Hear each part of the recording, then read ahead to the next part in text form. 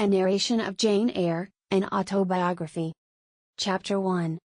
Our story begins with Jane as she enters the house. She tells us, "There was no possibility of taking a walk that day. We had wandered, yes, but only for an hour in the leafless shrubbery that morning. Since dinner, taken early, as always, when there was no company, the sky had grown dark, clouds hung low, and the winter wind brought with it a cold, penetrating rain. Any thought of venturing outside was abandoned. I was glad of it. Long walks were never to my taste, especially not on cold afternoons.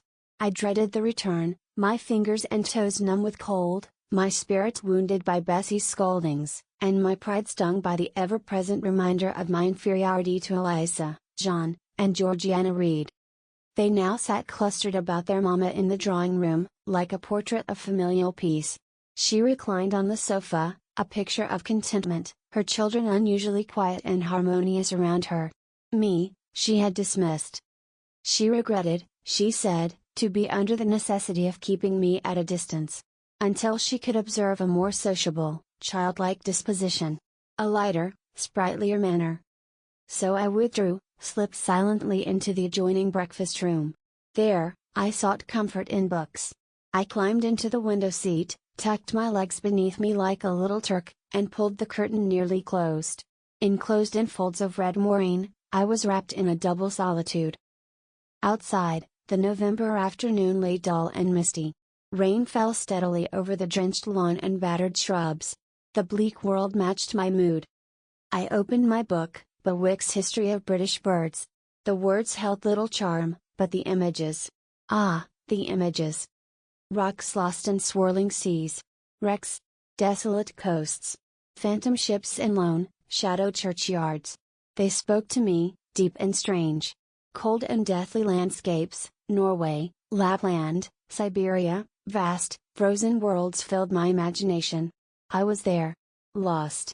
Dreaming. But the spell was broken. Bo. Madam Mope. John Reed's voice shattered the silence. He entered, not seeing me at first. "Where the dickens is she?" Eliza gave me away. "She's in the window seat, to be sure, Jack." I emerged, trembling. "What do you want?" I asked, timidly. "Say, what do you want, Master Reed?" He motioned for me to stand before him. John, 14 and bloated with indulgence, considered himself the master already, his presence oppressive, his manner brutal. And I feared him. He taunted me. He struck me. And then, he flung the heavy book. It hit. I fell. My head gashed, blood trickled down my neck. The pain was sharp, but more than pain, something darker surged within. "Wicked and cruel boy," I cried. "You are like a murderer. A slave driver. A Roman emperor." His face twisted with rage. He lunged. He grabbed. He struck again.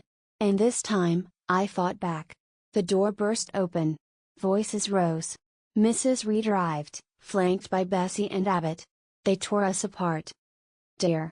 What a fury to fly at Master John! Such a picture of passion! And Mrs. Reed, in her cold command, gave the sentence, "Take her to the Red Room. Lock her in." I was seized, carried away, up the stairs, my spirits bruised, my heart in turmoil. If you liked this video, don't forget to like, share and subscribe.